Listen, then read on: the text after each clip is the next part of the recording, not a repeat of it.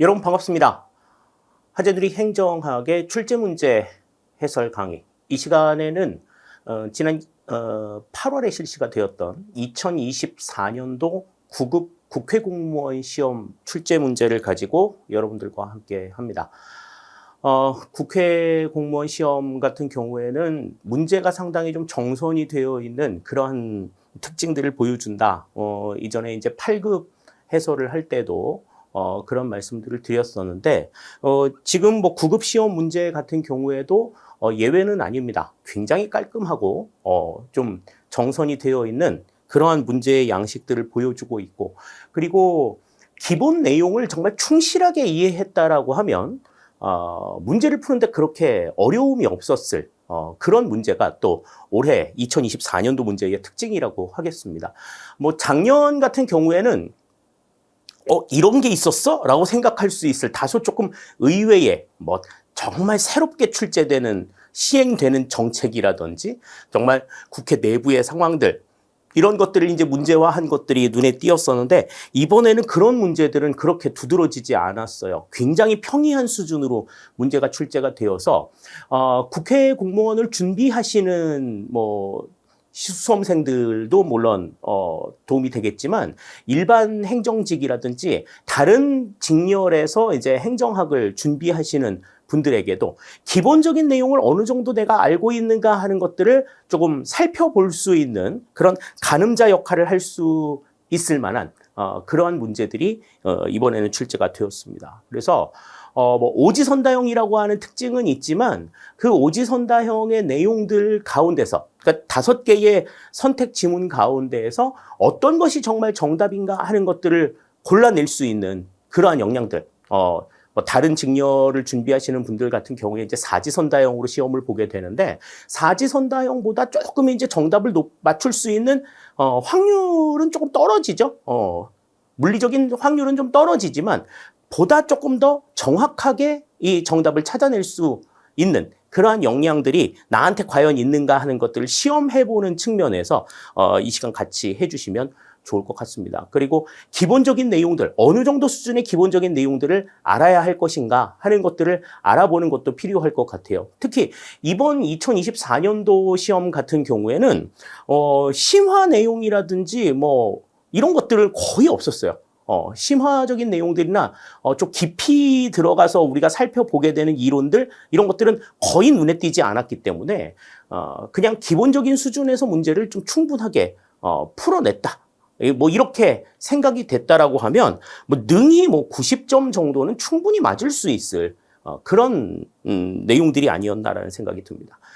자, 그러면 1번부터 이제 20번까지 전체적인 문제들을 한번 살펴보기로 할게요. 뭐 얼마나 기본적으로 나왔길래 기본 내용, 심화 내용을 볼 필요도 없다라고까지도 이야기를 하는지 자, 1번부터 내용 같이 살펴보기로 하겠습니다.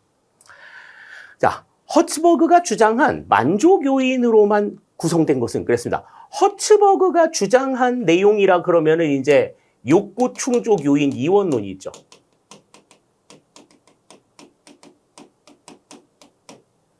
자, 이 욕구 충족 요인 이원론이라고 하는 것은 동기부여에 있어서 인간의 욕구 충족을 일으키는 요인은 2가지가 있다. 그래서 이제 동기 요인이 있고 그 다음에 위생 요인이 있는데 동기 요인이라 함은 이제 사람들에게 만족을 불러일으키는 요인으로서 이것은 계속해서 충족시켜주고 유지해야 하겠지만 위생 요인은 불만족을 일으키는 요인으로서 이 위생 요인은 제거해서 없애버려야 동기부여가 일어날 수 있다. 그래서 허츠버그 같은 경우에는 이 2가지의 요인이 동시에 작용해야 동기부여가 발생한다라고 주장을 했단 말이죠. 동기 요인의 유지와 위생 요인의 제거. 이것이 이제 동시에 이루어져야지 조직 구성원들의 뭐 동기부여를 유발할 수 있다. 이렇게 주장을 했단 말이죠. 자, 그런데 이제 동기 요인과 위생 요인이 뭐냐라고 하는 것을 물어보는 문제들이 기본적으로 나온다. 지금 여기에서도 만족 요인을 지금 물어봤는데 만족 요인에 해당하는 것이 뭐냐라고 했을 때 만족 요인에 해당하는 것이 뭐뭐뭐뭐가 있고 그다음에 위생 요인에 해당하는 것이 뭐뭐뭐뭐가 있다라고 하는 것을 일일이 다 외워가지고는 정리하기가 어렵다. 이렇게 말씀을 드렸어요. 그래서 이 동기 요인, 만족을 일으키는 동기 요인과 위생 요인을 구분하는 그 속성의 차이를 설명을 드렸었는데, 자, 동기 요인 같은 경우에는 일단 비인지적이다. 사람들이 쉽게 인지할 수 없어. 이 사람이 어떠한 상황인지 뭐 이런 것들을 인지할 수 없다. 그래서 뭐 성취감이나 만족이나 뭐 이런 것들이 이제 거기에 해당이 된다 그랬죠. 뭐 다른 사람으로부터의 인정, 이런 것들은 저 사람이 어느 정도의 인정을 받아야지 만족을 느끼는지 알 수가 없단 말이죠. 또 어떠한 일을 하고 나서 느끼는 성취감이나 보람이 저 사람이 각각의 사람이 어느 정도인지 알기가 어렵단 말이지. 이러한 상황들이 이제 동기 요인에 해당이 되는 거고, 자, 위생 요인에 해당이 되는 것은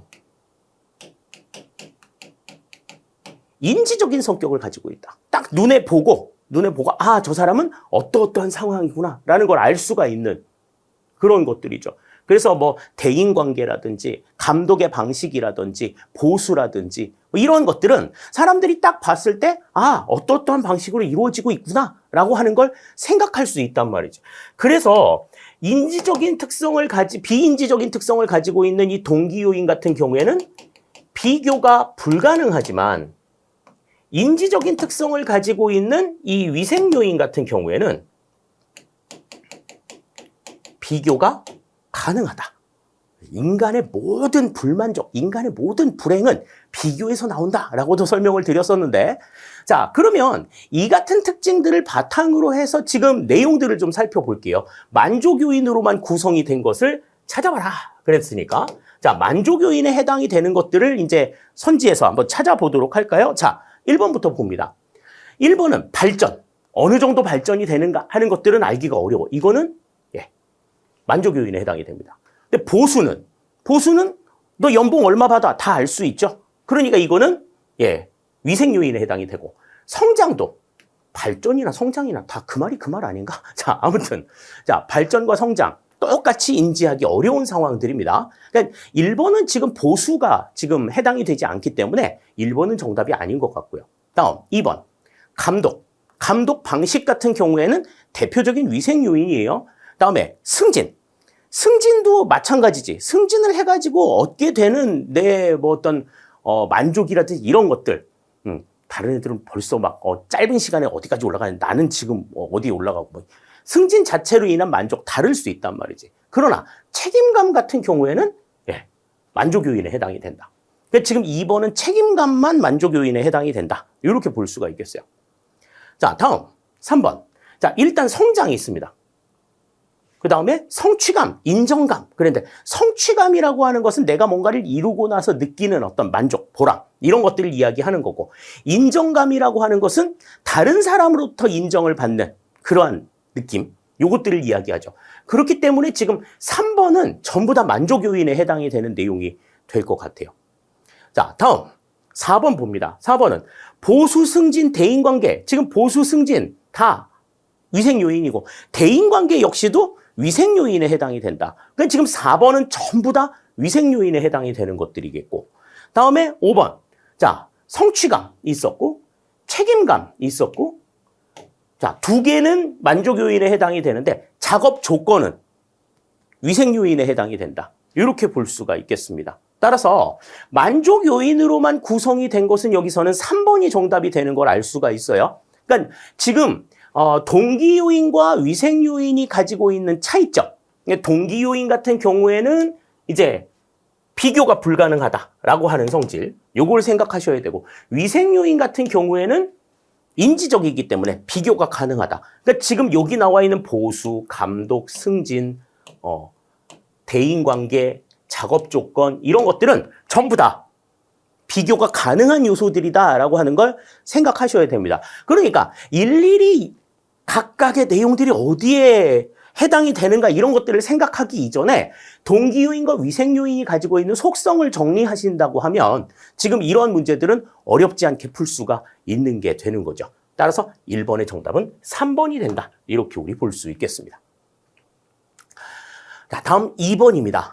다음 정책 중 재분배 정책에 해당하는 것은 그랬습니다. 자, 재분배 정책이라고 하는 것은 시장에서 이루어진 분배의 관계를 다시 설정하는 이 같은 정책으로서 고소득자로부터 저소득층으로 부의 이전이 발생하는 이 같은 형태의 정책을 우리가 재분배 정책이라고 이야기한다 그랬어요. 그래서 재분배 정책에 해당이 되는 건 뭐 영세 주민을 위한 뭐 근로사업이라든지 그다음에 임대주택 사업이라든지 그다음에 뭐 누진세제 정책이라든지 뭐 이런 것들이 이제 이 재분배 정책에 해당이 된다. 우리가 그렇게 알고 있는데 자, 그럼 각각의 내용들을 봅시다. 자, 1번. 상수도 사업은 분배 정책에 해당이 돼요. 그죠? 누구든지 수도를 사용하겠다라고 하면 제공이 되죠. 뭐 거기에 합당한 이제 요금을 내기는 하지만 자, 다음에 최저임금제는 노동력을 사용하고자 하는 사용자는 아무리 돈을 싸게 주고 싶어도 반드시 이 정도의 돈은 주어야 된다라고 강조하는 내용이죠. 이거는 노동력을 사용하려고 하는 사람들을 규제하는 이른바 규제 정책에 해당이 됩니다.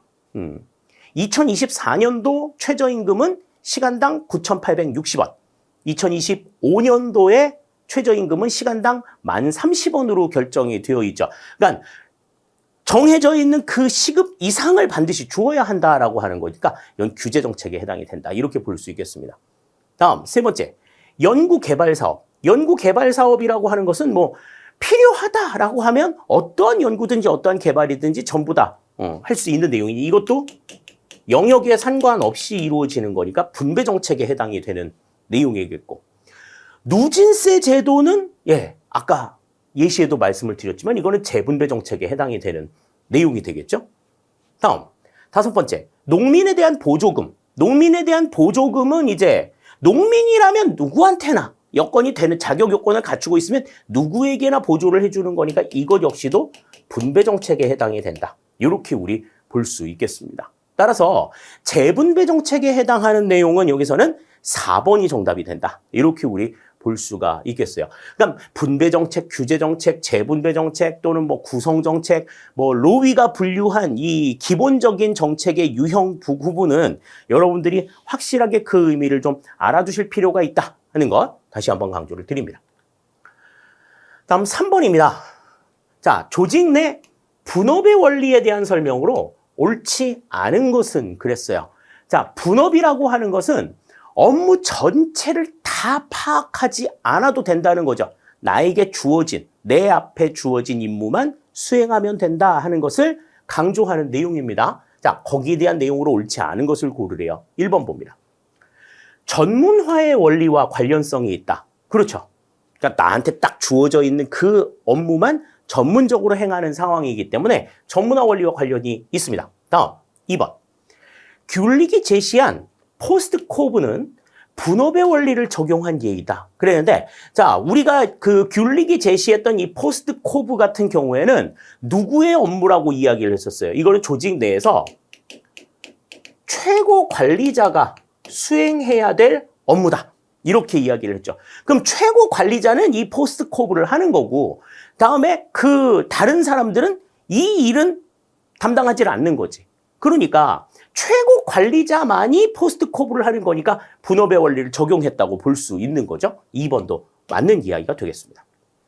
다음, 업무 수행을 여러 사람에게 분산시킴으로써 조직의 성과를 향상시킬 수 있다. 한 가지 일만 전문적으로 시키게 되면 업무의 능률이 올라가게 된다 하는 것 알 수가 있는 거죠. 3번도 맞는 이야기 되겠습니다. 다음 4번. 분업이 촉진될수록 통솔 범위가 확대되어 명령, 지휘, 통솔, 통합상 문제가 야기될 가능성이 있다. 그랬습니다. 가지가 많아지면, 분야가 많아지면 다스려야 될 범위가 넓어지게 된다. 이 이야기인 거죠. 그죠? 그래서 밑에 해당 부서가 3개만 있는 거하고 10개가 있는 거하고 분명히 다르단 말이지. 그러면 이제 업무의 혼선 같은 것들이 일어날 가능성도 있다. 분업이 가지고 있는 나름의 한계라고 볼 수가 있겠습니다. 4번도 맞는 내용이 될 수 있고.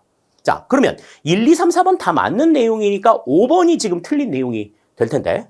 자, 조직을 활성화하여 창조성과 쇄신성이 강화될 수 있다. 그랬는데, 자, 분업이 이루어지게 되면 조직이 활성화되는 건 맞아요. 조직이 활성화되는 건 맞지만, 각자 주어진 업무만을 기계적으로 수행하는 상황이기 때문에 창조성이나 쇄신성은 강화되지 못하고 오히려 약화되는 특징을 보인다. 이렇게 우리 생각할 수 있겠습니다. 따라서 3번에서는 지금 5번이 지금 틀린 내용이 된다. 이렇게 볼 수 있겠네요. 정답이 5번이 되는 것 우리가 확인을 할 수가 있겠습니다. 지금 문제들을 보면 문제들이 그렇게 막 어렵고 막 답을 골라내기 힘든 그런 상황들은 안 나오고 있어요. 전반적인 지금 문제의 분위기가 그러하다 하는 걸 생각을 하시면 될 것 같습니다. 자, 다음 4번입니다. 우리나라 공무원에 대한 설명으로 옳지 않은 것은 그랬습니다. 자, 우리나라 공무원 어떻게 구분이 되어 있는가 하는 것을 사실 지금 이 문제에서는 좀 총체적으로 다 설명을 하고 있어요. 자, 1번부터 봅니다. 입법부의 중앙인사관장기관은 국회 사무총장이다.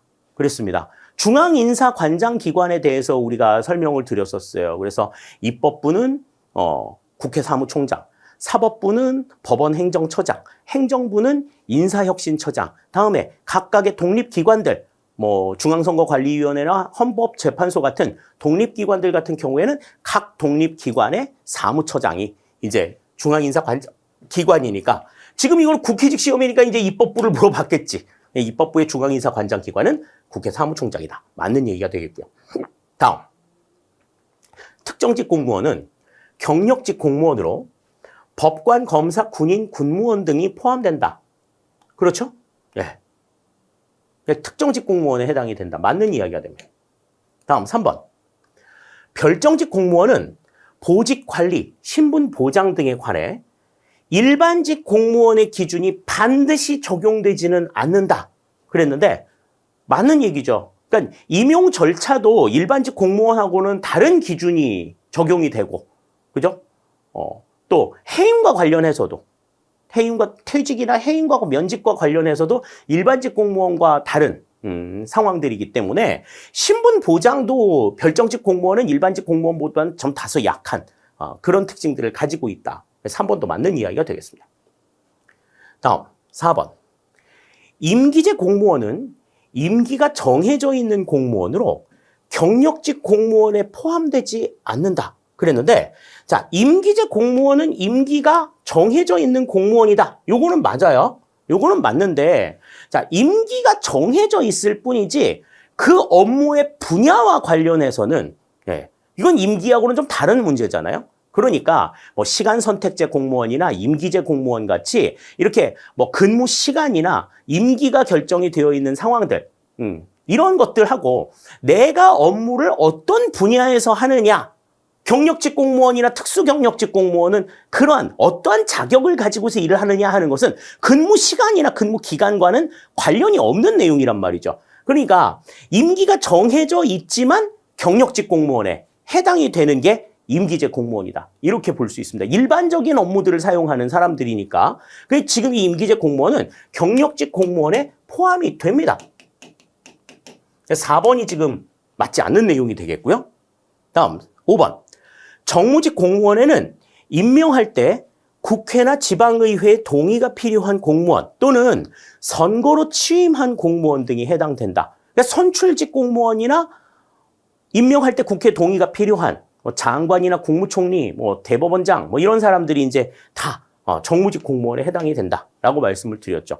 선거를 통해서 뽑히는 대통령, 국회의원, 지방의회 의원, 지방자치단체장 전부 다 정무직 공무원에 해당이 된다. 맞는 이야기가 되겠습니다. 따라서 4번의 정답은 4번이 틀린 내용이다. 이렇게 우리 생각할 수 있겠네요. 자, 다음 5번입니다. 다음 설명에 대한 행정이론을 바르게 연결한 것은 그랬습니다. 뭐 이 역시도 문장의 내용들을 이해하고서 각각의 행정의 패러다임에서 주장했던 이론들이 무엇인가 하는 것들을 설명하면 되는 거예요. 근데 지금 여기에 나와 있는 내용들의 가지수를 보니 공공가치론, 신공공관리론, 신공공서비스론, 그 다음 뉴 거버넌스론, 이렇게 이제 4가지의 내용들이 지금 나와 있습니다. 자, 그러면 뭐 공공선택론도 지금 나와 있는데, 공공선택론 5가지가 지금 나와 있는데, 자, 기억부터 살펴보시죠. 공공부문에서 다양한 행위자들이 참여하여 협력적으로 운영된다. 그러니까 다양한 행위자들의 협력적 행위, 이것을 강조하는 것은 이제 거버넌스에 대한 내용이죠. 그죠? 여기 기억에 들어갈 건 이제 뉴 거버넌스론이 해당이 된다. 이렇게 볼 수 있겠습니다. 그러니까 지금 2번과 3번이 지금 해당이 되겠죠. 2번, 3번 중에서 지금 답이 나올 수가 있다. 그러니까 기억이 거버넌스라는 것을 알았으면 이제 나머지 내용들은 싹 다 물려야 되는 거죠. 다음, 니은. 시장의 경쟁 원칙과 민간의 효율적 관리 기법을 도입했다. 자, 시장의 원리를 정부 부문에 도입을 했어. 이거는 뭐예요? 신공공관리에 대한 내용이 되는 거죠.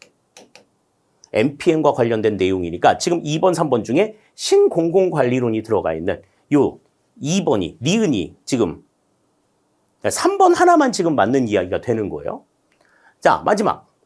시민의 편익을 극대화할 수 있는 서비스의 공급과 생산은 공공부문의 시장 경제화를 통해 가능하다라고 이야기를 해요. 그러니까 공공부문에 시장 경제의 논리, 이런 것들이 적용이 될 수 있어야 된다. 그러니까 공급하는 사람들은 공급하는 사람의 이익을 위해서 일하고, 또 물건을 얻고자 하는 수요자들은 또 수요자의 이익을 위해서 움직이는, 각자가 자신들의 이익을 위해서 움직이는 그 같은 상황들을 이야기하는 거니까 이거는 공공선택론에 대한 내용이 되겠죠. 자, 기역, 니은, 디귿이 각각 어디에 해당이 되는 내용이다라는 것을 아는 것도 중요하겠지만, 이 내용들 자체가 딱 기억의 내용 하나만 보고 나니 2번, 3번으로 딱 줄어들고, 니은의 내용을 하나 딱 알고 나니까 이제 3번으로 귀결이 되는 결과들을 볼 수 있죠. 그러니까 시험 문제를 풀 때는 그렇게 좀 요령껏 푸는 자세들도 필요하다 하는 거를 생각하시면 되겠습니다. 그래서 각각의 지금 기억은 뉴 거버넌스론, 니은은 신공공관리론, 디귿은 공공선택론에 대한 내용이니까 여기에 대한 정답은 3번이 되는 것 확인을 할 수 있을 것 같아요. 자, 5번까지 살펴봤습니다. 자, 다음 6번 보겠습니다. 조직 내 갈등에 대한 설명으로 옳은 것은 그랬습니다. 갈등이라고 하는 것은 이제 칡과 등나무 이 관계라고 얘기를 했었죠. 공생할 수 없는 관계. 그래서 서로 이렇게 이해관계가 상충하는 이 같은 상황, 이런 것들을 설명하는 내용인데, 자, 거기에 대한 설명으로 옳은 걸 고르라고 이야기를 했어요. 자, 1번부터 봅니다. 전통적 갈등론은 갈등이 제거되어야 할 대상. 전통적 갈등론은 갈등이 제거되어야 할 대상으로 직무 규정의 명확화, 적합한 조직인의 선발과 훈련을 통해 제거될 수 있다고 보았다. 그랬습니다. 그러니까 전통적 갈등론의 입장은 갈등은 나쁜 거야. 갈등은 나쁜 거. 그러니까 없애야 될 상황이라고 보는 거죠. 자, 다음 2번. 행태주의적 갈등론은 갈등이 조직에 부정적일 수도 있고 긍정적일 수도 있음을 인정한다. 그랬는데 행태주의적 갈등론은 갈등 자체가 제거되어야 할 부정적인 입장인 건 맞아. 그러니까 갈등은 완전한 제거가 불가능하다. 그러니까 상황이 굉장히 다양하고 복잡화되어 가는 상황에서 갈등이라고 하는 걸 없앨 수는 없겠더라. 완벽한 제거가 이루어질 수는 없겠더라. 그게 어떻게 하자는 거야? 최소화하자는 입장이야. 가급적 줄이자. 없앨 수는 없으니 최소화하자는 입장이에요. 그렇기 때문에 조직에 부정적일 수 있다고 보는 거지. 긍정적인 요소가 있다라는 거는 다소 조금 미미해. 그러니까 긍정적일 수도 있지 않냐라는 소수 의견이 없었던 것은 아니지만 그것을 인정하는 전제 아래에서 이루어지진 않는다. 갈등이라고 하는 기본적으로 부정적이다. 그러니까 어떻게 하자는 거야? 최소화하자는 거야. 그러니까 긍정적일 수도 있다라고 하는 걸 강조하는 것은 이제 상호주의적 갈등론의 입장이에요. 그러니까 갈등은 조직의 부정적일 수도 있고 긍정적일 수도 있기 때문에 긍정적인 요소들, 이런 것들을 위해서 갈등은 적극 활용이 될 수도 있다라고 주장하는 게 이 상호주의적 갈등론의 입장이거든. 근데 지금 행태주의적 갈등론은 기본적으로 조직의 갈등은 부정적인 역할들을 가지고 있다. 긍정적인 요소들은 받아들여지지 않은 것이 특징이라고 볼 수가 있어요. 2번 그래서 틀린 내용이 되겠고요. 다음 3번. 직무 갈등은 일을 처리하는 과정에서 발생하는 갈등으로 조직 내 부서 이기주의, 자원의 한정성으로 인하여 발생하는 갈등이다. 그랬는데 자, 이 직무 갈등 같은 경우에는 직무의 속성 자체가 충돌이 일어나는 거야. 일을 처리하는 과정에서 발생하는 갈등이 아니야. 그러니까 직무 갈등 같은 경우에는 그 직무의 속성 자체가 서로 충돌이 일어나는 이러한 상황인 거죠. 그죠? 그러니까 따뜻한 아이스 아메리카노, 따뜻한 것과 아이스는 서로 상충이 되잖아. 그러니까 이러한 상황들이 이제 직무 갈등에 해당이 되는 거죠. 일을 처리하는 직무 과정상에서 이루어지는 갈등이라고 볼 수는 없다. 3번도 틀린 내용이 되는 거예요. 다음 4번. 접근 회피 갈등의 예로. 지금 4번, 5번 같은 경우에는 우리 이제 그 돌라드가 얘기했던 그 갈등의 유형. 접근 갈등, 접근 회피 갈등, 회피 갈등. 요것을 지금 이야기하고 있는 건데, 자, 접근 회피의 갈등이라고 하는 거는 뭐예요? 양자 간의 갈림길이 있었을 때, 자, 양자 간의 갈림길이 있는 게 아니라, 자, 여기에서는 뭔가 하나를 선택했을 때, 이리로 가기로 선택을 했어. 그랬는데, 여기에 피하고자 하는 요소와 원하는 요소가 같이 있어. 둘 다 취해야 되는 상황인 거지. 근데 싫은 건 없애고 요것만 가져가고 싶은데 그로 인해서 벌어지는 갈등을 우리가 접근 회피 갈등이라고 얘기합니다. 우리 그 기본서에서는 이제 복어는 먹고 싶은데 죽기는 싫고 이런 상황이라고 얘기를 했었죠. 자, 그러면 거기에 예로 경제 개발 목표와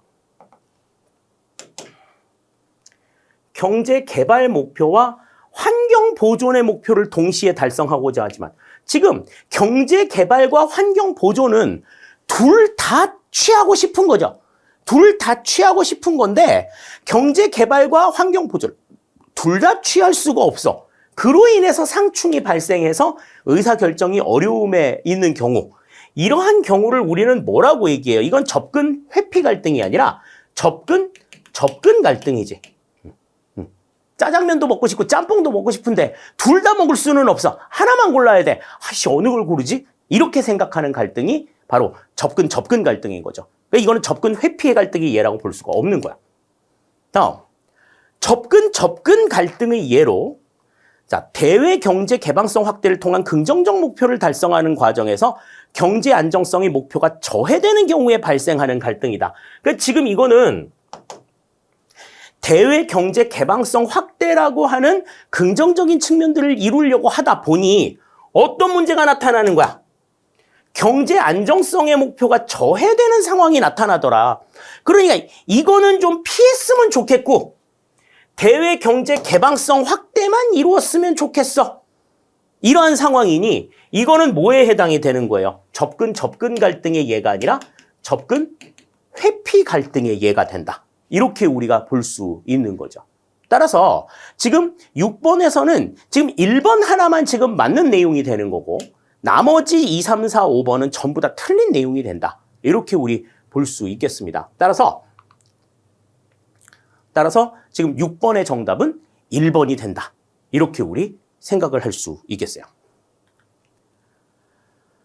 자, 다음 7번입니다.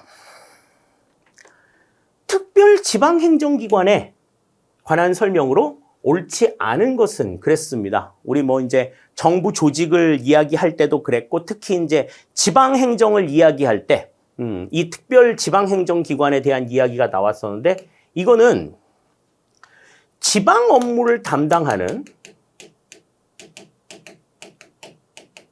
중앙행정기관이다 그랬어요.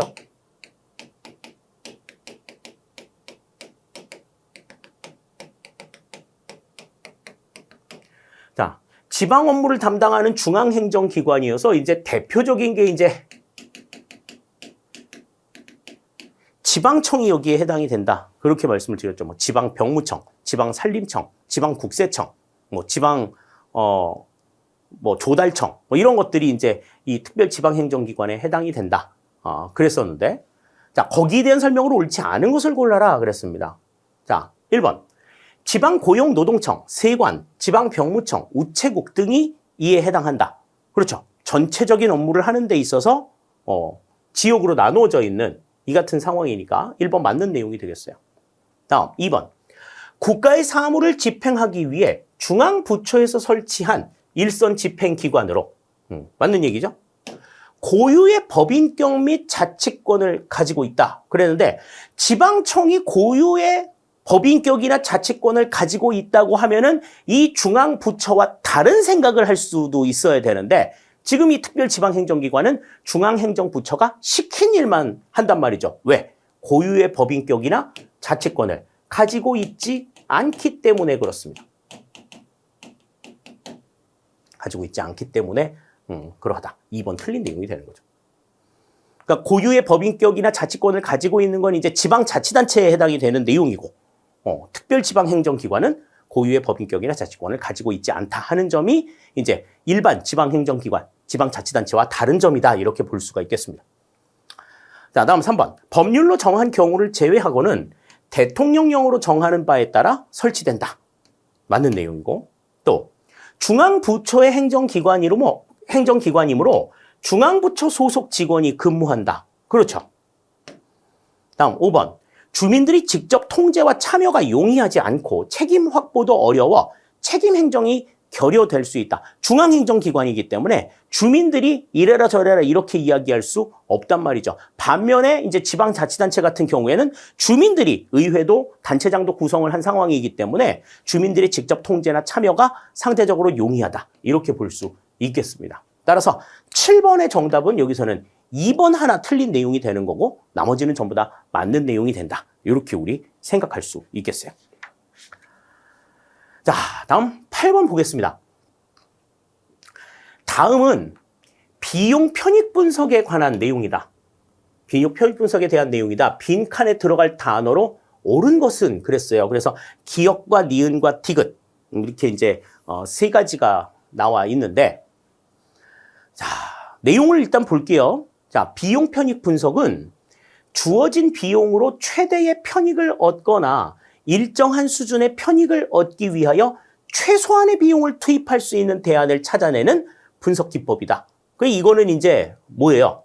주어진 비용으로 최대의 편익을 얻던지 아니면 일정 수준, 같은 편익을 얻기 위해서 얼마만큼 적은 비용을 들일 거냐. 그러니까 이거는 이제 효율성과 관련된 내용들이 되겠죠. 자, 비용과 편익을 비교 평가하는 방법 중 편익 비용 비율은 편익의 이것을 비용의 이것으로 나눈 것이다. 그랬어요. 우리가 이제 이 비용 편익 분석을 이야기할 때 비용과 편익 분석을 이야기할 때 두 가지를 이야기했었죠. 첫 번째는 이제 모든 비용과 편익을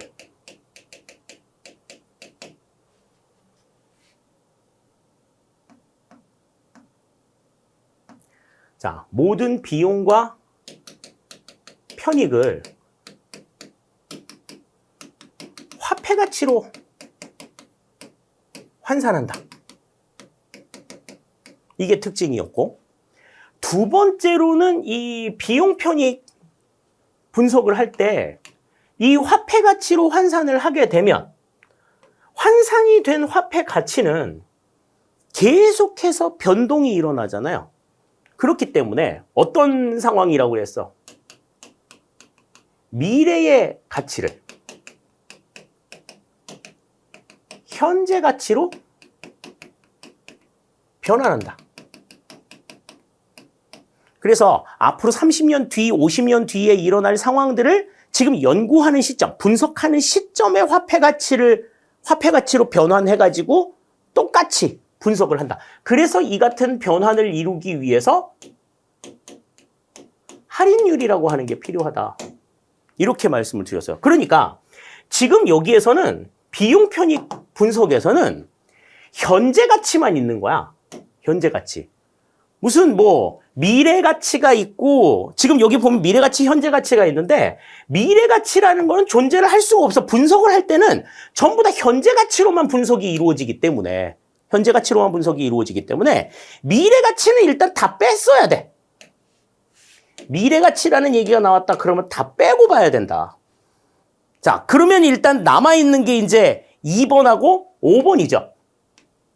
현재 가치로만 남아있는 게 2번하고 5번만 남아있단 말이지.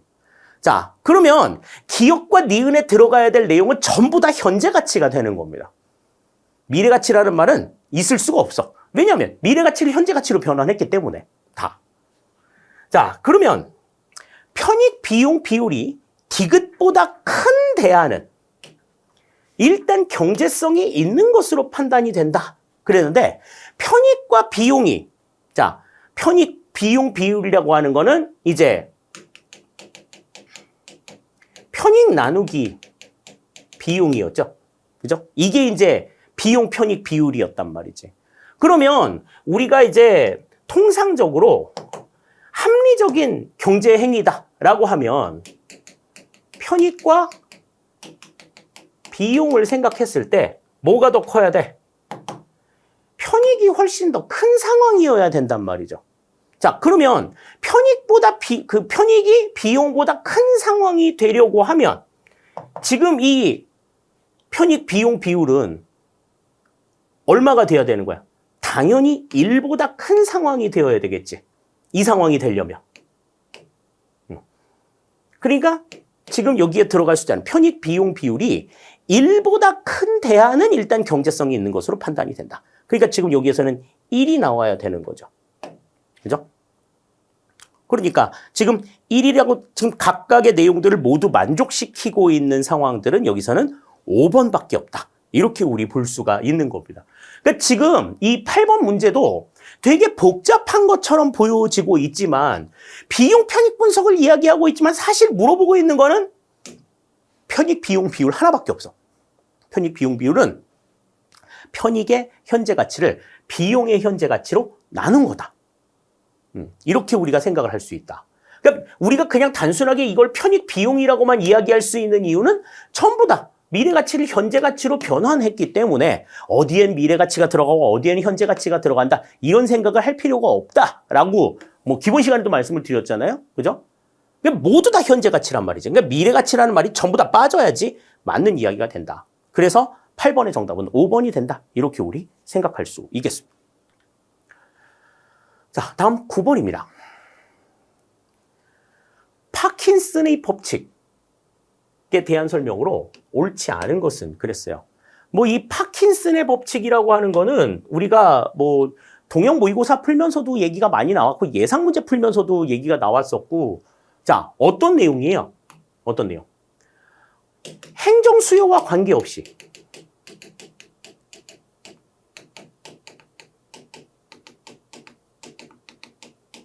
공무원의 수는 증가한다는 원칙이야. 행정 수요가 늘어나니까 공무원 수가 늘어나는 건 당연한 건데 행정 수요와 관계없이 공무원의 수는 늘어난다. 그래서 이제 이 같은 내용들을 바탕으로 해가지고 대부분의 사람들은 자신의 동료나 상사가 늘어나는 것보다는 부하가 늘어나는 것을 선호한다. 그러니까 부하 배증의 원칙을 이야기하고 있고, 다음에 그렇게 사람들이 늘어나게 되면 그들에게 주어질 업무도 같이 파생이 되어서 나오기 때문에 기존에 있는 사람들의 업무를 나누어 맡는 것이 아니고 각자의 업무가 새로 생겨난다. 업무 배증의 법칙을 이야기해. 그렇기 때문에 이제 어떻다는 이야기야. 사람이 너무 많아, 일이 너무 많아서 사람을 좀 더 뽑아주세요. 사람을 더 뽑아주면 내 일 좀 덜어주게. 그렇게 생각을 해서 사람을 더 뽑아도 일이 더 늘어나니까 내 업무는 줄어들지 않고 그대로 있는 상태란 말이지. 이걸 이제 설명한 게 파킨슨의 법칙이 우리가 다른 말로 이제 상승하는 피라미드의 법칙이다라고도 이야기했었는데, 자, 옳지 않은 걸 고르라고 이야기했습니다. 1번부터 볼게요. 조직의 규모가 커짐에 따라 무능한 사람들이 승진하여 조직의 능률성이 떨어진다라고 하는 원칙. 그러니까 다시 설명하면 조직의 구성원들은 자신들의 무능함이 드러날 때까지 지속적으로 승진한다는 원칙이야. 되게 보면은 위에 있는 사람들은 생각도 안 하고 되게 멍청해 보인단 말이지. 이거 왜 그래? 이렇게 생각하는 입장인데, 조직 규모가 커지면서 이제 기존에 있던 사람들이 계속 승진을 해 나가는데, 그 사람들이 승진을 할 때는 자신의 무능함이 드러날 때까지 지속적으로 승진한다는 원칙. 이걸 우리가 이제 뭐라고 이야기를 하느냐면 피터의 원칙이라고 해요. 피터의 법칙이라고 해요. 그러니까 위에 전부 다 무능한 사람들이 몰려있는 이 같은 상황들. 그래서 지금 무능한 사람들이 승진해서 조직의 능률성이 떨어지게 된다 하는 요 같은 내용들은 이제 피터의 법칙에 해당하는 내용이다. 이렇게 볼 수 있어요. 그러니까 1번이 지금 여기선 틀린 내용이죠. 다음 2번.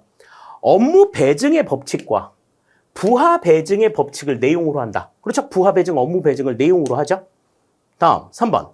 관련 개념으로 상승하는 피라미드가 있다. 그죠? 이 파킨슨의 법칙을 다른 말로 상승하는 피라미드의 법칙이라고도 이야기를 한다. 그랬어요.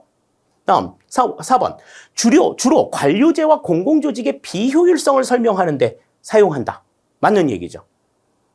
다음 공공부문의 관료조직은 실제 필요와 관계없이 지속적으로 팽창하는 경향이 있다. 행정수요와 관계없이 공무원의 수가 증가한다라고 얘기했으니까 이것도 맞는 이야기가 된다. 이렇게 볼 수 있겠습니다. 따라서 2, 3, 4번 다 맞는 이야기가 되겠고 9번에서는 1번이 틀린 내용이 된다. 이렇게 우리 볼 수 있겠네요.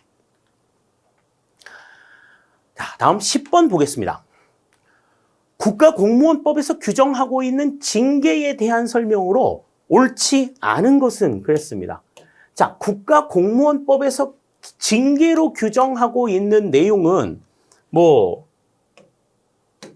확장을 시켜가지고 보면은 이제 6가지로도 볼 수 있지만 국가공무원법에서 징계로 규정하고 있는 것은 4가지가 있죠. 견책, 감봉, 그 다음 정직, 강등. 요 4가지는 전부 다 공무원의 신분을 유지하는 차원에서 이루어지는 징계인 거고, 다음에 이제 공무원의 신분을 박탈하는 징계로 등장하는 것이 이제 해임과 파면이 있습니다. 이렇게 해서 이제 전체적으로 6가지를 이야기해요. 그런데 이제 징계라고 하는 항목 안에서 있는 것은 공무원의 신분을 유지하는 전제 아래에서 이루어지는 벌이기 때문에 이 4가지만을 이야기를 하고 있고, 조금 더 확장해서 이제 공무원의 임용 결격 사유라든지 그 다음에 공무원의 공무원 임용과 관련해서 그 공무원 임용의 결격 사유하고 더불어서 이제 공무원 연금법 이 내용들을 살펴보면 이제 해임과 파면에 대한 내용들도 나와 있습니다. 자, 그러면 1번부터 볼게요. 옳지 않은 걸 고르래. 정직은 1개월 이상 3개월 이하의 기간으로 한다. 정직은 1개월 이상 3개월 이하의 기간으로 해당 공무원을 직무에서 배제하는 이 같은 징계를 이야기하죠. 그래서 정직 기간 동안에는 보수의 전액을 감하는 이 같은 징계가 정직이 된다. 이렇게 볼 수 있습니다. 다음 2번. 감봉은 1개월 이상 3개월 이하의 기간 동안 보수의 3분의 1을 감하는 처분이다. 그러니까 보수의 3분의 1을 깎고 3분의 2를 주는 내용이다. 그렇죠? 다음. 강등은 징계의 사유와 비위의 정도에 따라 1계급 또는 2계급 아래로 직급을 내리는 처분이다. 그러니까 정직의 맥시멈 3개월 동안 직무에 종사하지 못하도록 하고 그 다음에 계급을 낮추는데 징계의 사유와 비위의 정도에 따라 1계급 또는 2계급 아래로 직급을 내린다. 그랬는데 국가공무원법에는요. 2계급 아래로 내리는 건 없어. 1계급 아래로 내리는 거야. 1계급 아래로. 2계급 아래로 직급을 내리는 처분은 없습니다. 그러니까 3번이 지금 맞는 처분이 아니죠. 다음 4번. 정직 및 감봉의 징계 처분은 휴직 기간 중에는 그 집행을 정지한다. 당연하지. 그러니까 정직 감봉 처분 받았는데 나 휴직할게요. 휴직계 딱 내버려. 그러면은 이게 무슨 징계야? 징계가 아닌 거지. 그 휴직 기간 끝나고 나서 그 징계는 다시 이루어지는 상황이 되어야 되는 거죠. 4번 맞는데요. 다음 5번. 징계위원회에 파면, 해임, 강등 또는 정직에 해당하는 징계 의결이 요구 중인 때에는 퇴직이 허용되지 아니한다. 그렇습니다. 맞아요. 그러니까 이 정직 이상의 징계가 요구가 된 상황에서 나 그냥 그만둘래요. 그러면 그 퇴직은 받아들여지지 않습니다. 그러니까 물론 이제 자기가 퇴직하는 것과 징계를 받아가지고 면직이 되는 거는 분명한 차이가 있는데 그걸 이제 피하려고 이제 움직이는 상황들인 거죠. 그런 것들을 허용하지 않는 것들도 있겠지만 만약에 그 징계 의결이 요구가 되는데 그 징계가 부당하다고 판정이 되면 이거는 그 정도 징계를 받을 일이 아니야. 너 그냥 다시 일해. 이렇게 얘기가 나올 수도 있는 상황이잖아요. 그러니까 그런 상황에서는 징계 의결이 요구가 되어 있는 상황에서는 퇴직을 허용하지 않고 그대로 그 자리에 머물러 있어야 한다라고 하는 것을 설명하고 있습니다. 따라서 10번에서는 지금 여기서는 3번이 틀린 내용이 된다. 이렇게 우리 볼 수 있겠네요. 자, 다음 11번입니다. 재무행정론의 내용에서 자, 특정한 수입과 특정한 사업을 직접 연계해서는 안 된다는 예산 원칙은 그랬습니다. 예산 원칙 가운데서 특정한 수입과 특정 사업을 연계해서는 안 된다라는 이야기는 다시 말해서 어떤 얘기야? 이거는 조세에 그러니까 다시 말해 세입과 세출에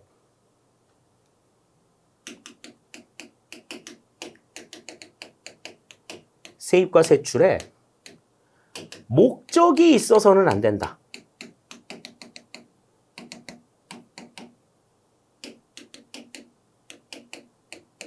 요걸 얘기하는 거죠. 목적이 존재해서는 안 돼. 이건 어디다 쓸 돈이야라고 하는 게 이미 결정이 되어 있어서는 안 된다라는 거죠. 그래서 이와 관련된 목적과 관련된 내용들을 담은 원칙이 이제 뭐가 되는 거야? 이거는 통일성의 원칙에 해당이 되는 거죠. 사용 목적이 미리 정해져 있지 않기 때문에 어떻게 해요? 세입이 들어오게 되면 전부 다 국고로 저장해 놨다가 나중에 쓸 일이 있을 때 그 국고 안에서 써야 된다라는 거죠. 그러니까 이거는 지금 2번이 정답이 된다 하는 겁니다. 단일성의 원칙은 뭐예요? 단일성의 원칙은 세입과 세출은 가급적, 회계는 하나의 계정을 통해서만 이루어져야 된다. 딴중원이 참여는 안 된다 하는 이야기인 거고, 정확성의 원칙은 필요한 만큼만 딱 거두어가지고 반드시 그만큼을 써야 한다 하는 거죠. 필요 이상으로 세금을 거두거나 이래서는 안 된다는 거. 다음 네 번째, 완전성의 원칙은, 완전성의 원칙이라고 하는 것은 모든 세입과 세출은 예산에 계상이 되어야 한다라고 하는 예산 총계주의를 의미하는 내용이 되겠고요. 다음 5번의 명확성의 원칙은 예산의 그 세입과 세출의 항목은 국민들이 이해하기 쉽게 단순하고 간결해야 된다라고 하는 것이 이 명확성의 원칙이야. 딱 보고 이건 어디다 쓰는 돈이다라는 걸 분명하게 알 수 있어야 된다라는 것이 명확성의 원칙에 대한 내용이죠. 따라서 11번의 정답은 2번이 된다. 그러니까 지금 이 문제 같은 경우에도 전통적 예산 원칙의 의미를 분명하게 알고 계셨다라고 하면 충분하게 풀 수 있는 내용이다. 이렇게 우리 볼 수 있겠어요. 재무행정론의 내용 살펴봤습니다. 자, 다음 12번. 다시 이제 또 재무행정론에 대한 내용인데, 주요 예산 제도에 대한 설명으로 옳지 않은 것은 그랬어요. 그래서 지금 내용들이 쭉 나와 있습니다. 1번부터 볼게요. 품목별 예산 제도는 방만하게 지출될 수 있는 예산 항목에 대해 개별 부서의 지출을 통제하고 회계적으로 명확하게 품목을 나열해 금전적으로 표시한다. 그렇죠. 그러니까 지출을 통제하기 위한 목적으로 운영이 되는 게 품목별 예산 제도다. 지출의 항목, 내역을 품목으로 정해놓고 어떠한 항목에 얼마만큼의 돈을 썼다라고 하는 것을 정하는 예산이 품목별 예산 제도죠. 1번 맞는 이야기가 됩니다.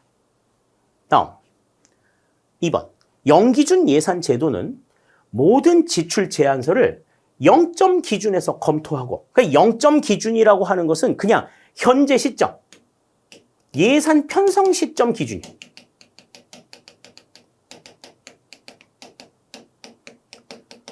과거에 어땠고 미래 앞으로 어떨 거다 뭐 이런 생각 전혀 하지 않고 지금 딱 현재 시점에서의 중요도, 이것만을 생각하는 거죠. 정책의 우선순위 및 가중치를 매년 평가하여 예산을 관리한다. 2번도 맞는 내용이 되겠습니다. 다음 3번. 성과주의 예산 제도는 품목별 예산 제도의 단점을 극복하고자 사업량이나 프로그램 중심의 예산 관리 대신 정책 목표와 예산 운영을 연계한다. 그랬는데 사업량이나 프로그램 중심의 예산 관리를 하는 것이 바로 성과주의 예산의 내용이 되는 거고, 지금 여기 나와 있는 정책 목표와 예산 운영을 서로 연계한 내용은 이거는 신성과주의 예산 제도에 대한 내용이죠.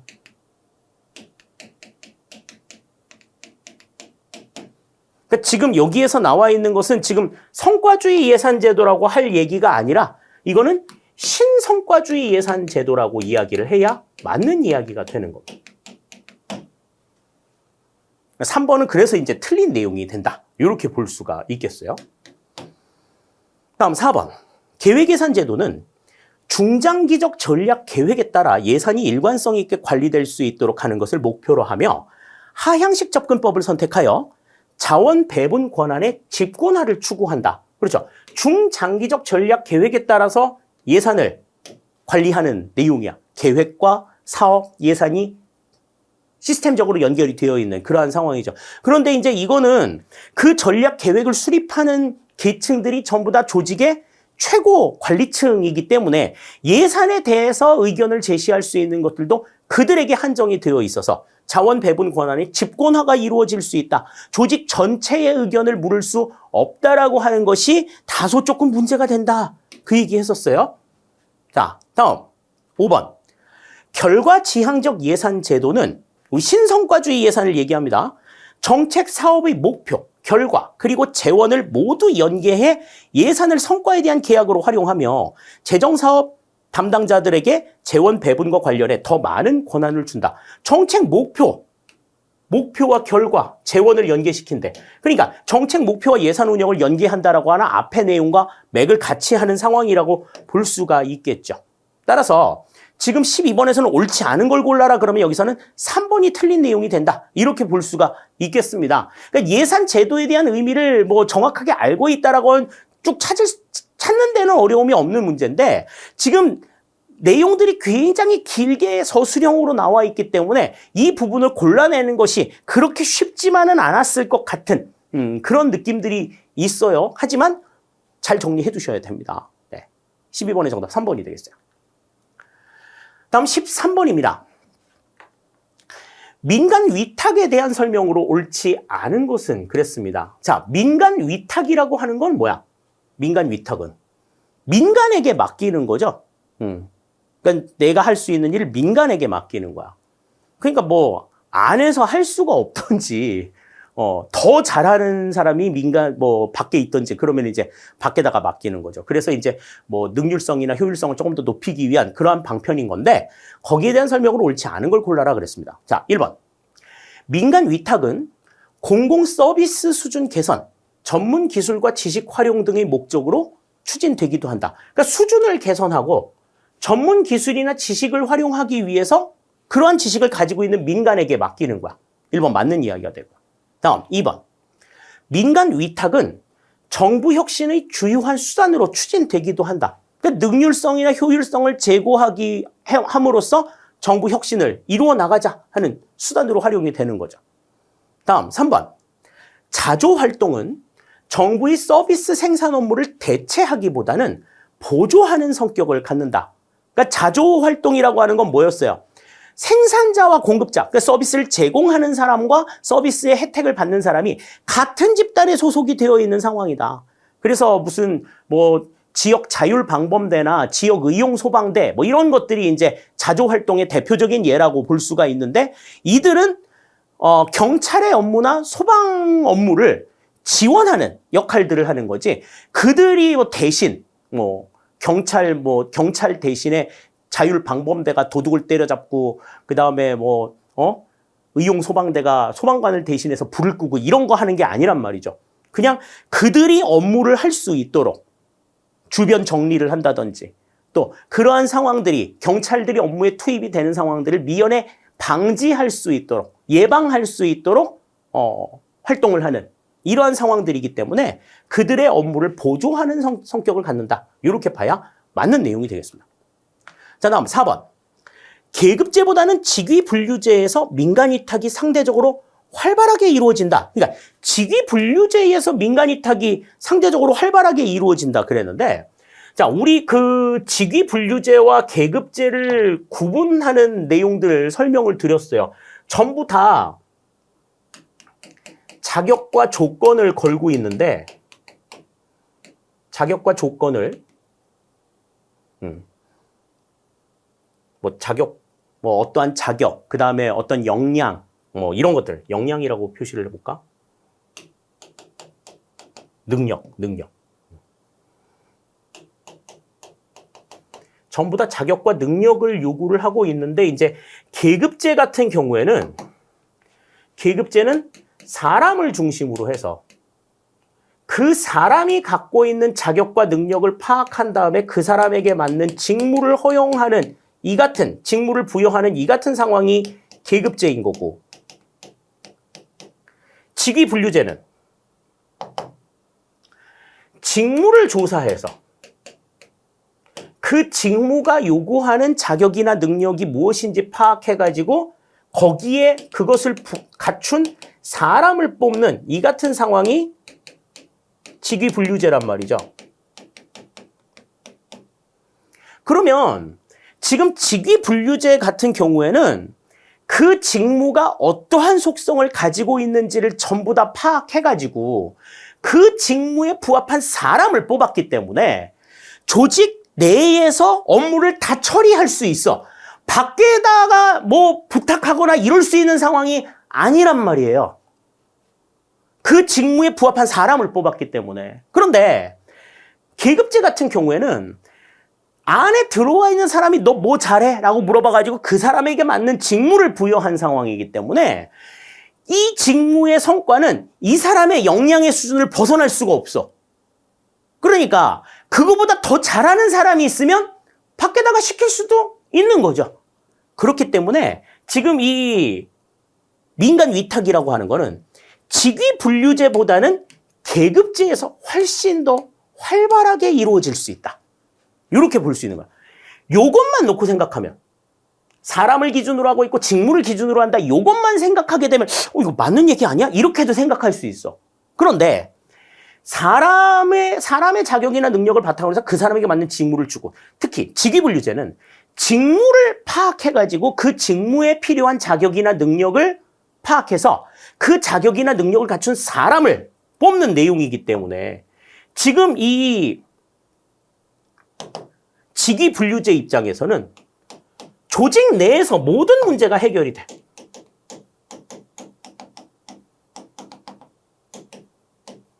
모든 업무를 해결할 수 있다.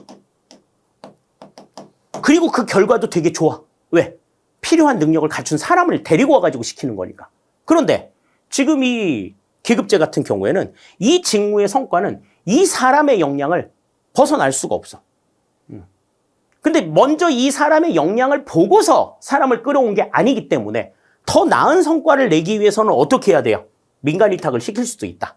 요걸 이제 볼 수 있는 거지. 그러니까 지금 이 민간 위탁이라고 하는 것은 계급제에서 보다 더 활발하게 이루어질 수 있다. 상대적으로 더 활발하게 이루어질 수 있다고 봐야 되는 겁니다. 4번 그래서 틀린 내용이 되는 거예요. 다음 5번. 민간 위탁이 이루어지더라도 서비스 공급의 책임은 정부에 귀속된다. 그렇죠. 민간 위탁은 책임은 정부가 지는 거고 민간은 뭐만 담당하는 거야? 서비스의 공급만 담당하는 그런 입장들을 가지고 있다. 그렇기 때문에 13번에서는 여기서는 옳지 않은 것 4번이 틀린 내용이 된다. 이렇게 우리 볼 수 있겠습니다. 자, 다음 14번입니다. 정책 목표에 대한 설명으로 옳은 것만을 보기 위해서 모두 고르면 그랬습니다. 자, 우리가 정책 과정에 대해서 이야기하면서 자, 정책 의제 설정을 하고 나서 이제 정책에 대한 대안을 선정을 할 때 가장 먼저 수립하는 것이 바로 이 정책 목표라고 얘기했어요. 이 정책 목표라고 하는 것은 자, 뭐를 의미한다? 문제를 해결하고 난 다음 문제를 해결한 다음에 나타나는 다음에 우리가 기대하는 바람직한 상태. 이게 정책 목표야. 그 문제를 해결해서 우리가 어떤 상황을 누려야 된다. 이게 이제 정책 목표가 되는 거죠. 거기에 대해서 옳은 걸 고르래. 옳은 것만을 보기 위해서 모두 고르면 그랬습니다. 자, 기억부터 봅니다. 가치 판단에 의존하기 때문에 주관적인 특성이 있다. 그렇죠. 이 바람직한 상태, 바람직하다라고 하는 것은 사람마다 다 다르게 생각할 수 있어요. 1번 맞는, 기억 맞는 이야기다. 다음, 정책적 해결을 위해 정책 문제로 채택된 사회 문제이다. 그랬는데 정책 문제로 채택된 사회 문제를 우리는 뭐라고 얘기해요? 정책 의제라고 이야기하죠. 자, 정책 목표라고 하는 건 그 정책 의제를 해결해가지고 우리가 얻고자 하는 바람직한 상태니까 니은은 여기서는 해당이 안 된다고 볼 수가 있겠습니다. 그러니까 니은 들어간 거 일단은 다 빼볼까? 1번 안 되고 3번 안 되고 5번 안 되고 자 그러면 이제 기역, 디귿, 리을은 맞는 얘기네. 정책 결정 과정에서 대안 선택이 기준이 되고 또 정책 집행 과정에서 활동 지침으로서의 역할을 한다. 자 그럼 미음 보죠. 정책 평가 과정에서 중요한 평가 기준이 된다. 자 정책 평가는 뭐예요? 목표를 얼마만큼 달성했느냐 하는 것들이기 때문에 정책 평가 과정에서 제일 먼저 하는 것도 뭐예요? 목표의 확인이야. 그러니까 이 정책 평가 과정에서 정책 목표는 중요한 평가 기준이 된다라고 볼 수 있습니다. 따라서 지금 정책 목표와 관련된 내용으로 지금 올바른 내용은 니은을 제외한 나머지 전부 다가 되겠죠. 기역, 디귿, 리을, 미음이 되겠습니다. 니은은 정책 의제와 관련된 설명이기 때문에 해당이 되지 않는다. 따라서 14번의 정답은 4번이 된다. 이렇게 볼 수 있겠어요. 자, 다음 15번입니다. 예산에 대한 설명으로 옳지 않은 것은 그랬습니다. 뭐 예산은 뭐 여러 가지 내용들이 있는데 지금 여기에도 쭉 뭐 여러 가지 예산들이 나와 있습니다. 자, 1번부터 보시면 통합재정은 일반회계, 특별회계 기금을 모두 포괄한다 그랬어요. 그죠? 그러니까 기금의 상황을 알지 못하면 정확한 정부 지출의 내용들을 알 수가 없기 때문에 이 일반회계, 특별회계 기금을 모두 포괄한 재정. 이것을 우리가 통합재정이라고 얘기한다. 뭐 순계 개념을 적용해서 뭐 보전 거래라든지 내부 거래를 제외한 실제의 외부 거래만을 적용한다 하는 것도 특징이었죠. 다음 2번 조세지출 예산서와 성인지 예산서, 온실가스 감축인지 예산서 등이 첨부 서류의 형태로 국회에 제출된다. 예산과는 이제 별개로 제출이 되는 내용들인 거죠. 2번도 맞는 내용이 됩니다. 다음 3번 준예산은 예산 불성립 시 국회의 의결 없이 국무회의 의결만으로 전년도 예산에 준해서 예산을 집행하는 제도이다. 맞는 얘기죠? 지금 이제 국회하고 이게 정부하고 별로 사이가 안 좋아. 그래가지고 막 싸우기 때문에 이 예산 심의하는 데 있어서 준예산이 성립이 되냐 안 되냐 뭐 이런 얘기들이 뭐 한 1, 2년 전부터 계속해서 얘기가 나오고 있는데 자, 일단 예산이 불성립. 다시 말해서 회계연도 개시일까지 예산이 의결이 되지 않았을 경우에 국회의 의결 없이 그냥 전년도 예산에 준해가지고 예산을 집행하는 제도이다. 물론 모든 예산을 다 집행하는 건 아니다 하는 것도 알아두셔야 되겠죠. 다음 4번. 수정 예산은 정부가 국회 의결 전에 예산안의 일부를 수정해 다시 제출한 예산이다. 그러니까 국회 의결이 이루어지기 전에 심의하고 있는 예산을 다시 물러다가 다시 작성해가지고 제출하는 내용들이에요. 4번도 맞는 이야기가 되는 거죠. 자, 그러면 5번이 지금 틀린 내용이 되는 겁니다.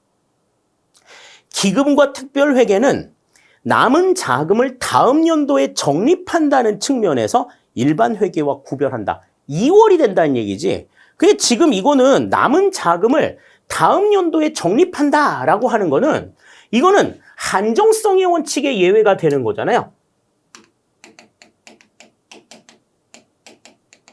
예산 한정성 원칙의 예외다. 이 한정성의 원칙 가운데에서 이제 기관 경과 금지 원칙의 예외에 해당이 되는 게 이제 2월이 되는 거죠.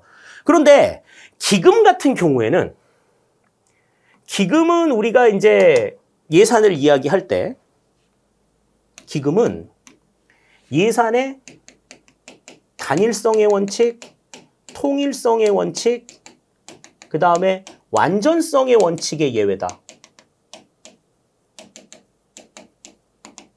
이렇게 이야기를 했었고, 특별회계는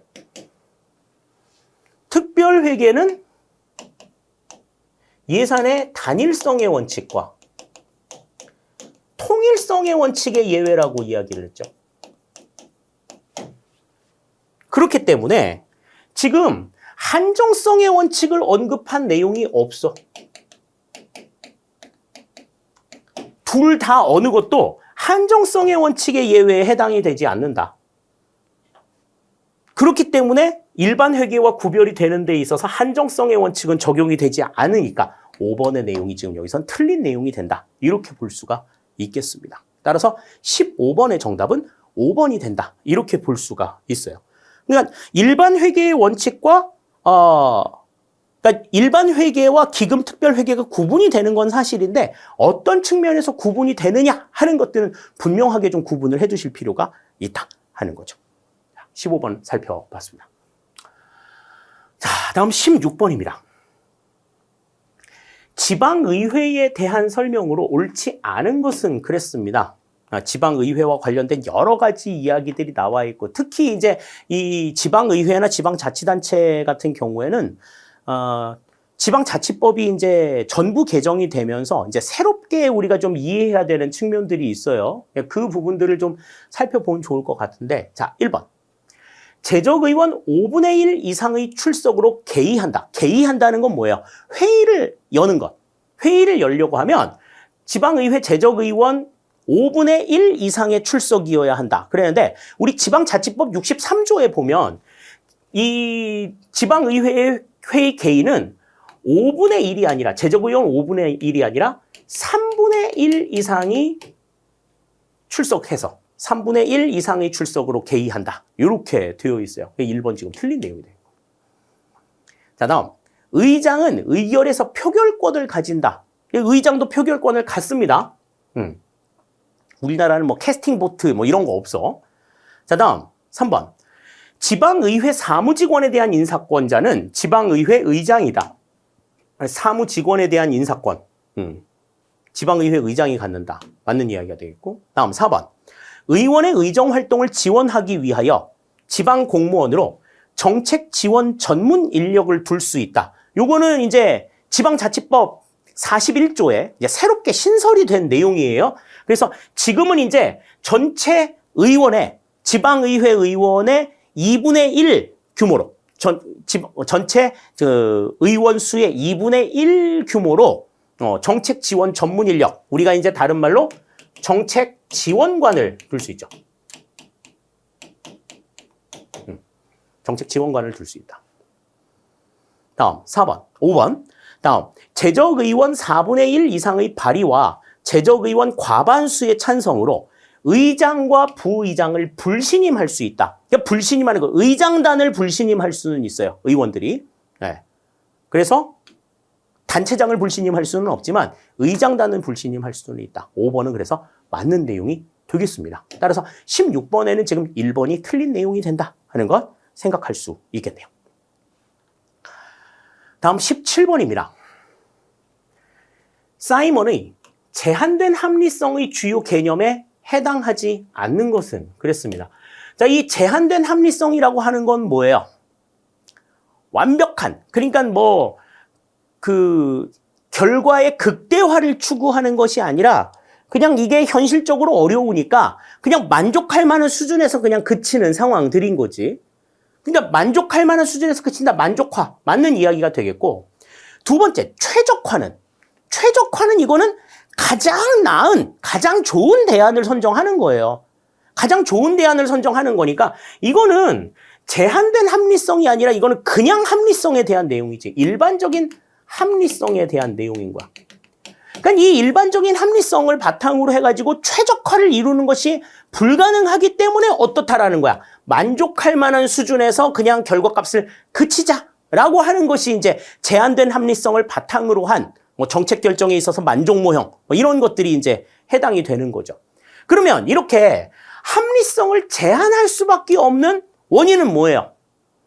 상황이 불안정하고 인간이 불완전한 존재인 거고, 그다음에 상황이 유동적인 상황으로 계속해서 변화하기 때문이다. 이 인간의 인지적인 한계나 상황의 복잡성, 정보의 불완전성, 이 같은 문제들 때문에 합리성의 범위를 제한하는 문제들을 얘기할 수밖에 없고, 그 합리성을 제한해서 이제 어떻게 하는 거야? 만족할 만한 수준으로 그냥 정책 결정을 끝내자 하는 것이 이제 만족 모형에 대한 개념이 된다. 이렇게 우리 생각할 수 있겠습니다. 그러니까 지금 이 최적화라고 하는 것은 합리성을 제한하지 않고 그냥 일반적인 합리성을 강조하는 내용에 해당하기 때문에 2번은 제한된 합리성의 개념이라고 볼 수 없다. 이렇게 볼 수 있는 거죠. 정답이 그래서 2번이 정답이 되겠습니다. 자, 다음 18번 문제 보겠습니다. 부정청탁 및 금품 등 수수의 금지에 관한 법률에 대한 설명으로 보기에서 옳은 것만을 고르면 모두 몇 개인가 그랬습니다. 자, 이 부정청탁 및 금품 등 수수에 관한 법률, 우리가 속칭 김영란법이라고 이야기하는 약칭 청탁금지법은 2016년 9월 28일에 처음 시행이 된 법이에요. 그 전까지는 2016년 9월 28일 이전에는 이 공직자들의 활동을 이같이 규제하는 법들이 없었어요. 그래서 쉽게 말해가지고 어린이집 선생님한테 기프티콘 주는 거 하나도 이제는 마음대로 할 수 없는 그런 상황들이 되어 있죠. 근데 이제 2016년도 9월에 처음으로 시행이 되어서 2017년도, 2018년도 계속해서 시험 문제에 이제 단골로 지금 출제가 되다가 지금 이제 2019년도부터는 지금 전혀 출제가 된 적이 없었거든요. 그런데 이제 이 법이 이상한 데 지금 쓰이고 있단 말이야, 지금 요즘에. 여러분들이 이제 그 언론을 통해서 많이 보시면 아시겠지만 지금 이제 그 대통령과 대통령 부인이 지금 대통령 부인이 이제 개인적으로 명품백을 수수한 이 사건 때문에 지금 청탁금지법에 저촉이 되느냐 안 되느냐를 놓고서 이제 국민권익위원회가 이제 거기에 대한 유권 해석이 이제 대통령의 부인이 그 명품백 수수를 처벌할 수 있는 조항이 없다. 이렇게 얘기해가지고 이제 사실상의 면죄부를 준 것 때문에 지금 국민들이 굉장히 많이 좀 공분하고 있는데 이런 부분들이 있기 때문에 사실 이 청탁금지법을 시험 문제로 내는 것 자체가 사실 그 출제위원으로서는 좀 부담스러웠을 수 있습니다. 부담스러웠을 수 있는데 지금 이 문제가 나왔어요. 이 문제가 나왔는데 제가 봤을 때는 이 지금 시험 문제를 출제하신 분이 누구신지는 모르겠는데 굉장히 이악 물고 지금 출제를 하신 것 같아요. 이거 진짜 문제다. 자, 왜 그러냐면 지금 여기 보시면 디귿에 보시면 배우자의 수수 금지에 대한 이야기까지 언급을 했어. 그러니까 시사적으로 조금 감각이 조금 있으셨다라고 하면 와, 이 문제 보시고서 되게 반가우셨을 수도 있어요. 자, 일단 그 법률에 대한 설명으로 보기에서 옳은 것만 고르래. 옳은 것만 고르면 모두 몇 개냐 하는 건데요. 자, 1번부터 봅니다. 기억부터 봅니다.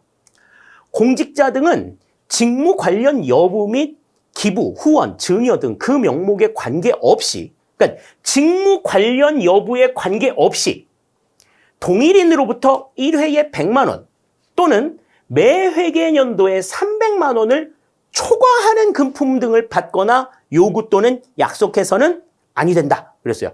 그러니까 직무 연관성에 상관없이 한 번에 100만 원, 매 회계연도에 300만 원을 초과하면 안 돼. 이상과 초과를 좀 구분하셔야 된다라고 계속해서 강조 드렸었죠.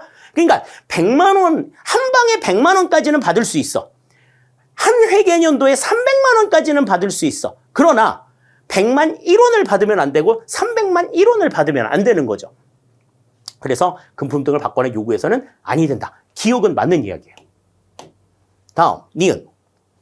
공직자 등은, 자, 이번에는 직무와 관련하여 대가성 여부를 불문하고 동일인으로부터 1회에 100만 원 이하의 금품 등을 받거나 요구 또는 약속해서는 아니 된다.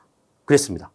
그러니까 공직자 등이라고 하면은 이제 공직자 그리고 뭐 사립학교 교직원 그들의 뭐 배우 다 들어가는 거야. 자, 그래서 동일인으로부터 1회에 100만 원 이하의 금품 등을 받거나 요구 또는 약속해서는 안 된다. 나 이거 줄게. 뭐 주세요. 할 수도 없다는 거지. 1회에 100만 원 이하의 금품도 받을 수가 없기 때문에 선생님들한테 캔커피 하나 주는 것도 안 되는 거고 심지어는 뭐도 안 되는 거야. 스승의 날에 카네이션 드리는 것도 안 된다. 이렇게 지금 얘기하고 있는 거죠. 자, 다음. 그러니까 지금 니은도 지금 맞는 이야기가 되는 겁니다. 자, 다음 디귿. 공직자 등이 자신의 배우자가 수수 금지 금품 등을 받거나 그 제공의 약속 또는 의사표시를 받은 사실을 안 경우 소속 기관장에게 지체 없이 서면으로 신고하여야 한다. 그러니까 아까도 앞에서 얘기했었지만 국민권익위원회는 이제 대통령 부인의 그 명품백 수수와 관련해서는 처벌 규정이 없다라고 이야기했지만 지금 이제 야권이나 시민단체에서 주장하는 내용들은 뭐예요? 공직자 자신의 배우자가 수수금품 등을 받았거나 수수금지금품을 받았거나 제공의 약속 또는 의사표시를 한 사실을 알았을 경우에는 그러니까 대통령한테 문제가 되는 대통령이 자기 부인이 그런 명품백을 받았다는 사실을 알았어. 그랬으면 지체 없이 소속 기관장 대통령실에 신고를 하든지 지체 없이 서면으로 신고해야 되는데 대통령이 그거 했느냐 하는 거야. 안 했다라는 거지. 그래서 지금 막 얘기들이 나오는 거잖아요. 이것도 맞는 이야기입니다. 그러니까 지금 받은 대통령 부인도 문제지만 그거 알고도 신고 안 한 대통령 자체도 문제라는 거죠. 그 대통령이 그 2024년도에 그 신년 기자회견에 나와서 거기에 대한 언급을 했잖아. 거기에 대한 언급을 했다는 거는 자기 부인이 지금 그 명품백을 받았다는 사실을 인지했다는 거거든요. 그럼 지체 없이 서면으로 신고해야 되는데 그거 안 했다라는 얘기야. 와, 이런 문제를 시험 문제에 낸다고? 와, 대단한 사이다가 아닐 수 없어요. 자, 다음 리을 봅니다. 소속 기관장은 공직자 등 또는 배우자가 수수 금지 금품 등을 받거나 그 제공의 약속 또는 의사표시를 받은 사실을 알게 된 경우, 그러니까 소속 기관장, 이번에 이제 대통령실도 이제 문제가 되는 거죠. 수사의 필요성이 있다고 인정하는 때에는 그 내용을 지체 없이 수사기관에 통보하여야 한다. 그랬습니다. 여기에서 이제 강조가 되는 게 이거지. 수사의 필요성이 있다고 인정하는 때에는 이 인정은 누가 하는 거야? 소속 기관장이 인정하는 거잖아요. 그러니까 소속 기관장은 이거는 수사의 필요성이 있다고 인정을 하지 않는 거야. 그러니까 수사기관에다 그 내용들을 통보 안 하는 거 아니겠어? 자, 다음. 공직자 등의 직무와 관련된 공식적인 행사에서 주최자가 참석자에게 통상적인 범위에서 일률적으로 제공하는 교통, 숙박, 음식물. 요거는 수수를 금지하는 금품 등에 해당하지 아니한다. 그러니까 통상적인 범위 내에서 일률적으로 제공하는 교통, 숙박, 음식물 등. 이거는 수수 금지 예외 품목에 해당이 됩니다. 명품백은 여기에 들어가지 않는다는 거죠. 지금 리을도 맞고 미음도 지금 다 맞는 이야기가 되는 겁니다. 그러니까 명품백 자체는 통상적인 범위 내에서 일률적으로 제공하는 물품은 아니지 않냐. 요 얘기를 지금 출제자가 거의 그 문제를 가지고서 거의 강변하고 있는 내용이 아닌가 이런 생각이 들어요. 자, 그럼 여기서 지금 옳은 것을 골라라 그랬으면은 여기서는 지금 기억부터 미음까지 5개가 전부 다 옳은 내용이 되는 겁니다. 정답이 그래서 5번이 되는 거죠. 그러니까 지금 제공한 내용 가운데서 맞고 틀리고의 문제가 중요한 게 아니라는 거야. 지금 이 문제는 맞고 틀리고 이 문제가 중요한 게 아니라 자, 이 내용들을 봐봐라. 이 내용들이 다 지금 이렇게 청탁금지법에 나와 있는데 이제 국민권익위원회의 결정 내용 과연 옳은 거냐? 대통령도 그랬어야 돼? 대통령실도 그랬어야 돼? 라는 이야기를 여기에서 하고 있는 거죠. 시험 문제가 이렇게는 나와야지. 뭐가 옳고 뭐가 그른지는 성역 없이 전체적으로 아우를 수 있는 문제들이 나와야 되는 건데 지금 이 18번 문제 같은 경우에는 문제에 맞고 틀리고를 떠나서 출제자가 이제 그러한 의도들을 조금 보여줬다 하는 점들을 생각할 수가 있어요. 뭐 한편으로는 좀 정의롭다고 볼 수도 있고 또 한편으로는 다소 조금 편향된 내용이라고 볼 수가 있어. 그러니까 잘잘못을 가려내는 그런 목적이 이 문제에 있는 건 아닌데, 하지만 그 출제자의 패기가 좀 느껴지는 그런 문제가 아니었나 하는 생각이 듭니다. 18번의 정답 5번이 되겠어요.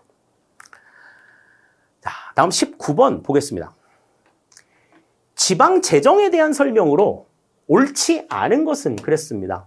자, 지방 재정 뭐 여러 가지로 뭐 자주재원과 의존재원 그 다음에 지방채 뭐 이렇게 구분이 된다라고 말씀을 드렸었는데 자, 뭐 거기에 또 이제 자주재원은 뭐 지방세와 세외 수입으로 나누어지고 그 다음에 의존재원은 또 뭐 지방교부세, 뭐 소방교부세, 뭐 부동산교부세 등등등등 뭐 나누어진다. 머릿속에 생각하시면서 내용들을 좀 보셔야 돼요. 자, 1번부터 봅니다.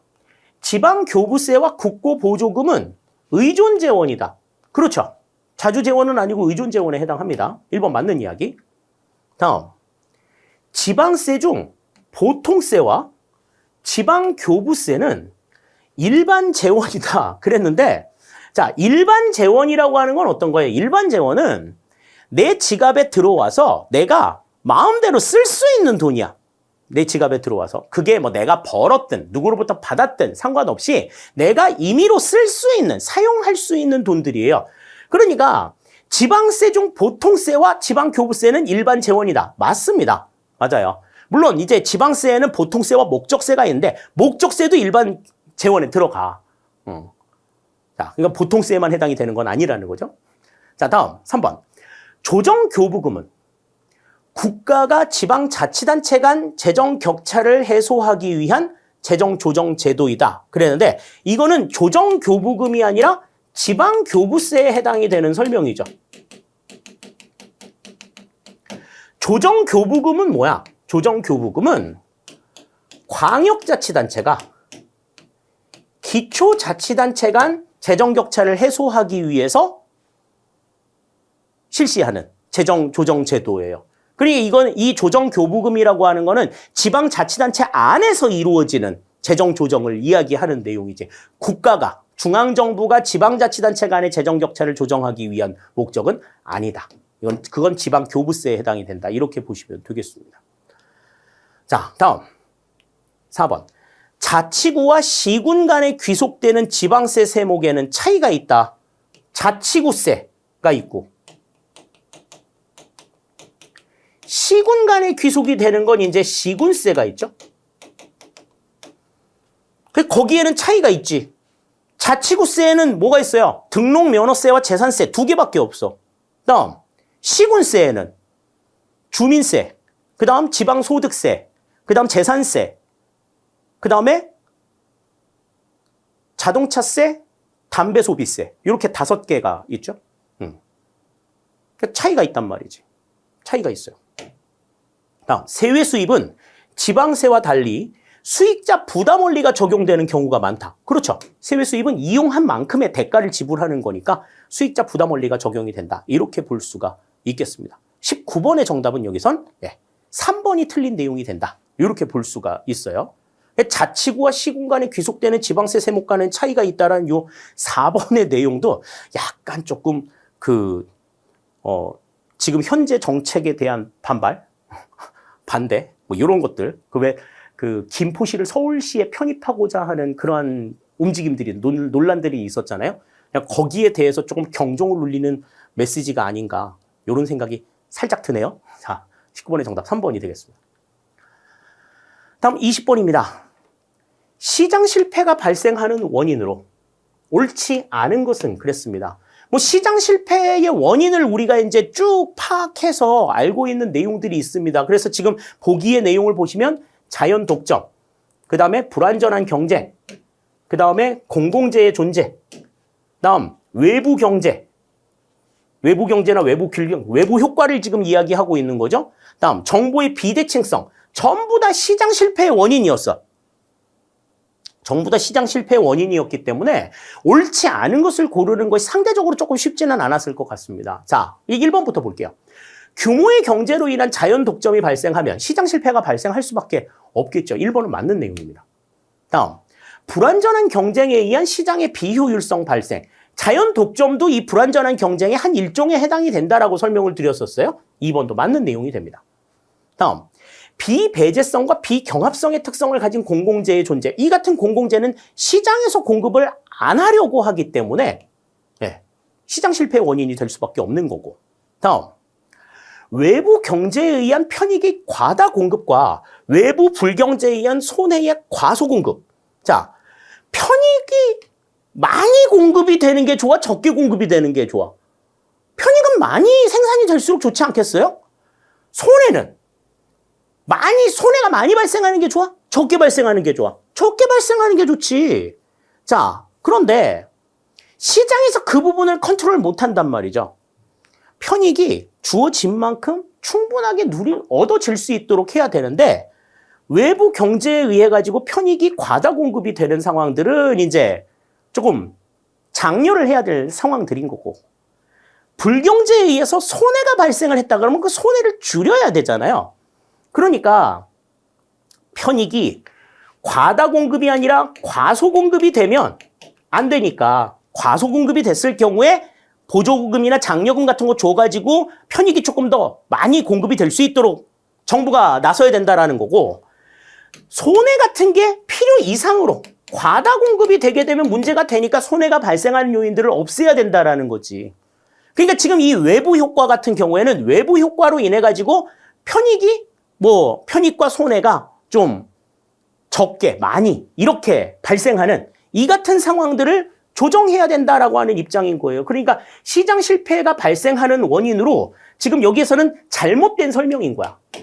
편익은 많이 발생할수록 좋고 손해는 적게 발생해야지 좋은 거지. 근데 이제 편익이 생각보다 적게 발생을 하거나 손해가 좀 지나치게 많이 발생을 하면 정부가 나서서 보조금 줘서 편익을 조금 더 늘릴 수 있도록 해야 되고 손해를 줄일 수 있도록 해야 된다 하는 것들이 맞는 설명인 건데 지금 뒤집어서 설명이 되어 있기 때문에 4번이 틀린 내용이 되겠습니다. 자, 다음 정보의 비대칭성에 의한 역선택 및 도덕적 해이가 발생하는 문제, 이것도 이제 시장 실패의 하나의 원인이라고 볼 수가 있는 거죠. 그러니까 시장 실패의 항목들만 기억할 문제가 아니라 그것이 가지고 있는 분명한 맥락, 분명한 의미가 무엇인가 하는 걸 분명하게 좀 구분을 하실 수 있어야 된다. 20번의 정답은 그래서 4번이 지금 틀린 내용이 된다 하는 것 생각을 할 수 있겠습니다. 자, 이렇게 해서 이제 우리 1번부터 20번까지의 내용들을 다 살펴봤어요. 전체적으로 뭐 그렇게 어려운 문제는 없었습니다. 문제를 풀었던 분들 같은 경우에는 대부분 좀 고득점을 받지 않았을까 하는 생각이 들어요. 기본 문제를 전부 다 푸셨다고 하면. 근데 이제 다른 시험을 준비하시는 여러분들도 이 문제를 보시고 이게 이제 어떠한 맥락에서 문제가 출제가 됐구나 하는 것들을 분명하게 생각하시고 각각의 단원에서 어떤 내용들을 기본적으로 이해해야 될 것인가에 대한 나름대로의 어떤 감을 찾으실 수 찾는 데에도 상당한 도움이 될 수 있는 수준의 문제가 아니었나라는 생각이 듭니다. 뭐 감히 예상하건대 2025년도에 9급 국회직 시험 문제는 이보다는 어려워지지 않을까 하는 생각이 들어요. 그 정도로 문제가 상당히 좀 쉽고 평이하게 출제가 됐습니다. 지금 올해 2024년도에 출제가 된 모든 9급 행정학의 문제들을 전부 다 총망라했을 때도 가장 쉽게 출제가 된 그런 문제가 아니었을까 하는 생각이 듭니다. 다만 이제 국회직 문제의 특성상 조금 깊이 있게 들어가는 부분들은 분명히 있었어요. 그러니까 그 내용 자체를 꼼꼼하게 좀 보셔야 된다라는 거죠. 새롭게 막 깊이 있는 또 다른 이론들을 아는 것보다는 알고 있는 내용을 얼마만큼 내가 정확하게 알고 있느냐. 여기에 방점을 좀 찍어 두시고 여러분들이 내용 정리를 하셔야 된다 하는 것 다시 한번 강조를 드리겠습니다. 2024년 9급 국회 공무원 공개 채용 시험 문제 출제 문제 같이 한번 풀어봤습니다. 여러분들한테 모쪼록 도움이 많이 되셨기를 바라면서 해설 강의 여기서 모두 마치도록 하겠습니다. 수고하셨습니다.